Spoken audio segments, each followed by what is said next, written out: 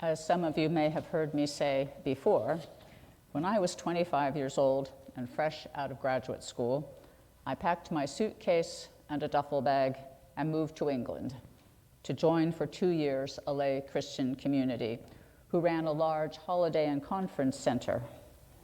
I was traveling lightly and was opening myself up to new possibilities. And so I was, at least to an extent.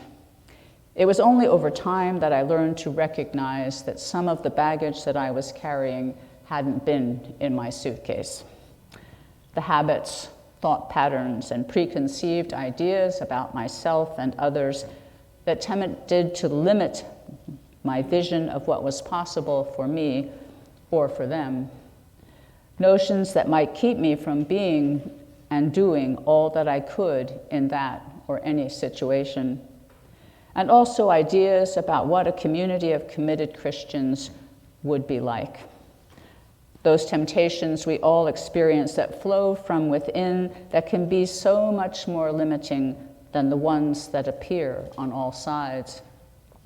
The voice in our head that says it is too hard or why bother, that tempts us to make ourselves too small or too big, or that lets us settle for the good and not the best in our lives, or the preconceived ideas about other people or situations that limit who we are willing to let them be. I went as one of God's frozen chosen, who had lots of language for what I believed, but not for what my faith meant to me. I intended to be a very small cog in a very large group who did collectively what I felt I couldn't do individually, witness to faith in a life-giving and loving God. I would let others witness with their words to their faith, preach, lead Bible studies, and do the teaching that were all part of the programs we offered to the large number of weekly guests. I would work in the background as that small cog helping to run the kitchen. While I might lead small groups of guests on long walks over the moors, we were on the north coast of Devon, gorgeous place, or even chat them up over afternoon tea, that in itself not easy for an off-the-chart introvert, as I saw myself at that time. But I would not be in charge of anything or standing up in front of any large groups. Already, you may be guessing that this is not how things turned out. Fortunately for me, I was invited and encouraged to push past those self-imposed limits I had set. I was enabled to get past the temptations to be less, to not try some of what was new and hard to do, to not fully engage in what was my own life. I struggled a lot at times, yet I found myself doing everything from teaching folk dancing to performing duets with a friend, from running the kitchen on the caterer's day off to preaching my first sermon, from opening myself up to sharing my faith with others more deeply than I ever had before. How scary, how painful, how tempting not to, and yet how life-giving it was. In the midst of that life-enhancing experience, there was also a time of disillusionment with Christian community, with people in general, and with God. I watched as a close friend faced a very difficult personal instance of mental illness and was deeply disappointed in the lack of compassionate and supportive response as I saw it from others around her, especially those in authority in the community.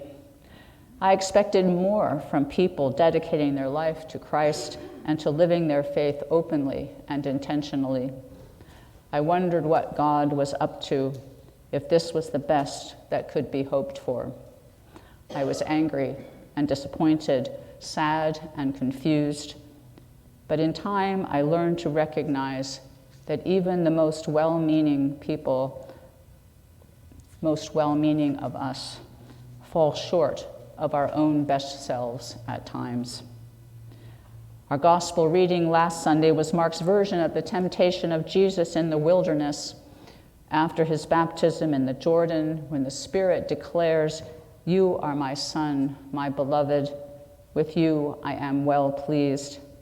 Jesus is driven out into the wilderness by the same Spirit and is there tempted by Satan to try and avoid what God wants him to be and to do. Our reading today comes just after Jesus has asked who the disciples believe that he is, and Peter responds, "You are the Messiah." And he then warns them not to tell anyone about him. It is after this that Jesus tells his disciples plainly and openly all that he is to undergo, to suffer, be rejected by the elders, be killed, and after 3 days rise again. Peter, who has only days before recognized Jesus as the Messiah, immediately says, "No."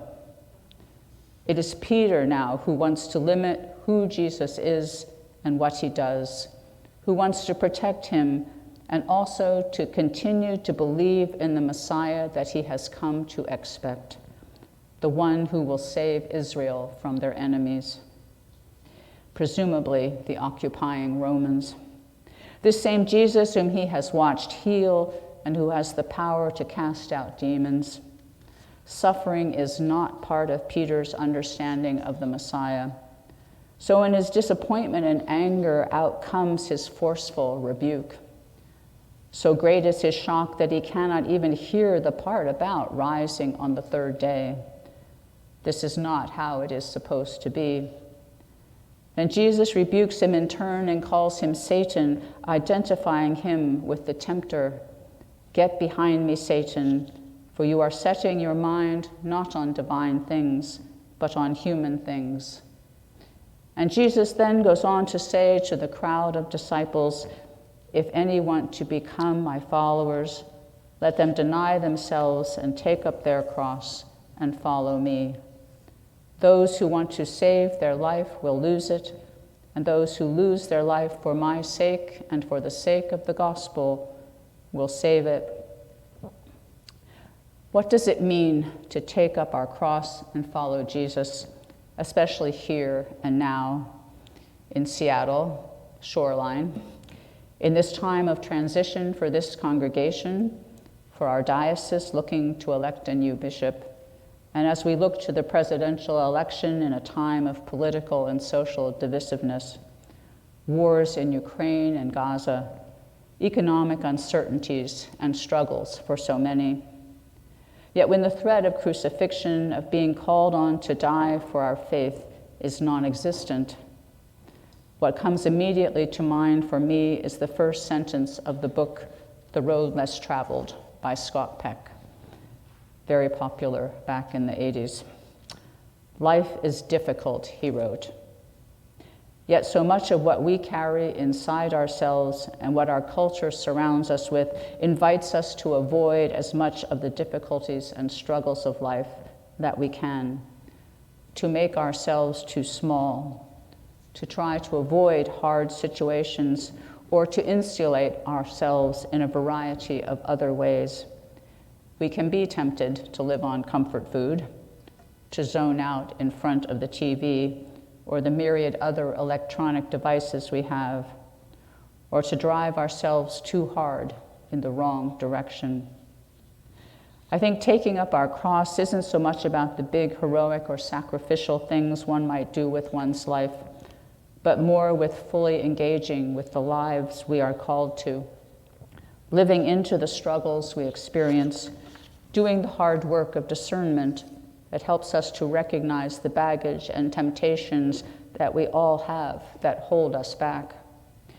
We are invited, perhaps not physically, to lose our lives, but to lose ourselves in our lives, in order that we might have the more abundant life that Jesus promises, and to stand up to the injustices that deny that same abundant life for those around us.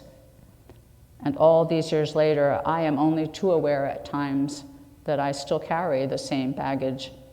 I'm at times still beset by the same demons that tempt me to do and be less. In one of the 2 proper prefaces for Lent in our liturgy, we hear that Jesus was tempted in every way as we are, and yet did not sin. We're reminded not so much that Jesus was perfect, but that he was fully human, that our God incarnate also experienced the temptations we do to be less than we are, or to try to avoid the struggles in our lives. And this is our comfort, that the Holy One leads and accompanies us through all the struggles and temptations into the fullness of life.